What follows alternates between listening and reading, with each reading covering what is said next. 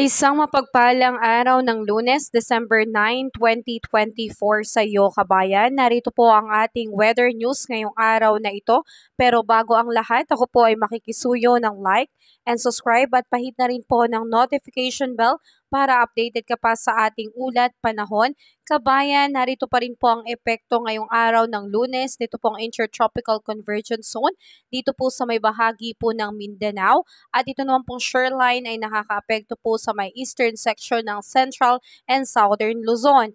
At ito pong northeast monsoon o hanging amihan ay nakakaapekto pa rin po sa may northern Luzon.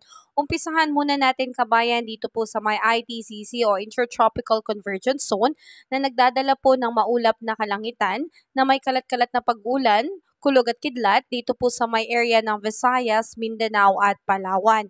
Kaya pinag-iingat ang ating mga kapatid na dyan nakatira dahil posible po ang pagkakaroon ng mga biglaang pagbaha and landslide. At dito naman kabayan, dulot po nitong shoreline, ito po yung pagtatagpo ng mainit at malamig na hangin, ay nagdadala po ng maulap na kalangitan na may kalat-kalat din pong pag-ulan at isolated thunderstorm dito po sa may Bicol Region, Marinduque, Romblon, Oriental Mindoro, Laguna, Rizal, Quezon at Aurora. Ganon din kabayan, posible po itong magbunsod ng mga biglaang pagbaha and landslide, lalo na kung magiging moderate and heavy rin po ang pag-ulan. At ito pong epekto ng Northeast Monsoon kabayan ay dito na lamang po sa may Cagayan Valley and Cordillera Administrative Region. Asahan ng maulap na kalangitan na meron pong pag-ulan. So ito po ay posible naman pong magdulot din po ng mga biglaang pagbaha and landslide. At dito po sa may Ilocos Region and the rest of Central Luzon na naapektuhan pa rin po nitong Northeast Monsoon, asahan po ang pagkakaroon ng partly cloudy to cloudy skies with isolated light rains. So wala naman po itong significant impact. Wala po tayong inaasahan na flash flood and landslide na dito po sa mga areas na ito. At samantalang dito naman po sa may Metro Manila and the rest of Luzon, asahan din po ang pagkakaroon ng partly cloudy to cloudy skies with isolated rain showers and thunderstorm. Epekto naman po yan kabayan ng mga localized thunderstorm. Ang pag-ulan ay asahan lalo na pagsapit ng hapon at gabi. So posible po itong magdulot ng mga biglaang pagbaha and landslide during severe thunderstorm. So ingat tayo kabayan dahil marami po tayong weather system ngayon ang siyang nakakaapekto at nagdadala po ng pag-ulan lalo na po itong epekto ng ITCZ at shoreline.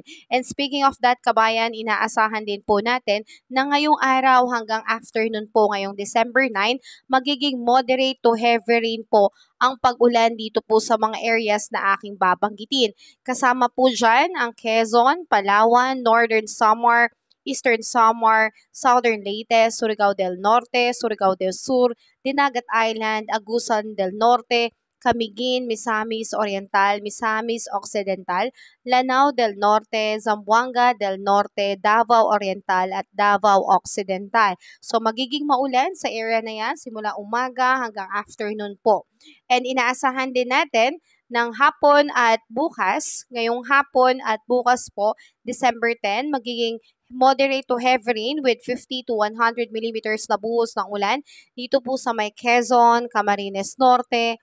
And inaasahan naman natin kabayan na by Tuesday afternoon to Wednesday afternoon by December 11, magiging moderate to heavy rain po sa may Cagayan, Isabela, Aurora at Quezon. So ingat tayo dyan kabayan dahil posible po ang pagkakaroon ng mga localized flooding sa mga area na apektado po. So tayo po ay lagi rin pong magdala ng payong bilang pananggala natin sa biglaang buhos ng ulan dahil ito nga po mga weather system natin ay siyang magdudulot po ng mga buhos ng ulan lalo na po sa mga areas na nabanggit ko dyan.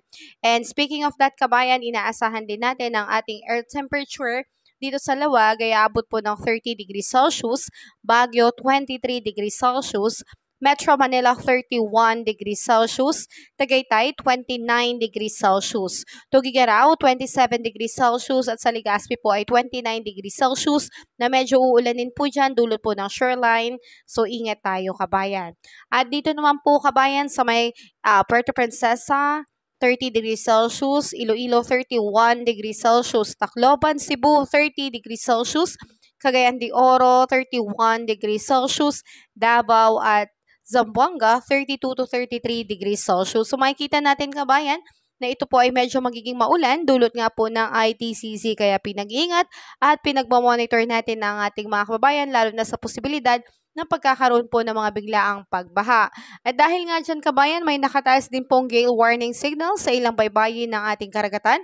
2.8 to 5.0 meters po ang inaasahan taas ng alon sa mga baybayin kaya hindi po muna pinapayagang pumalaot dito po sa mga baybayin ng Batanes, Cagayan, including Babuyan Islands, Isabela, Ilocos Norte, Ilocos Sur, La Union at Pangasinan. So ang ating mga kapatid na mga mangingisda ay huwag po munang pumalaot sa mga baybayin na nabanggit dahil magiging mataas at mapanganib po ang alon sa ating karagatan. So unahin po natin ang ating safety kabayan. At sa ngayon kabayan, kung may bagyo ba ngayong December 9, araw ng Lunes, sa ngayon ay wala pa po tayong namomonitor na anumang sama ng panahon sa loob at labas ng Philippine Area of Responsibility.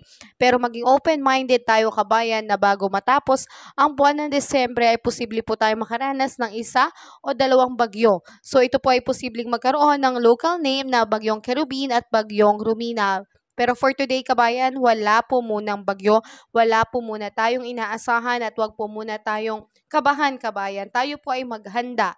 So ganun na lamang po muna sa ngayon kabayan at patuloy pa kitang i-update sa susunod pa dating ulat panahon. Ako po ay makikisuyo ng iyong like and subscribe at pahit na rin po ng notification bell para sa susunod kong ulat panahon ay maging updated ka palagi. Ingat tayo kabayan. Have a safe day po sa lahat. God bless more.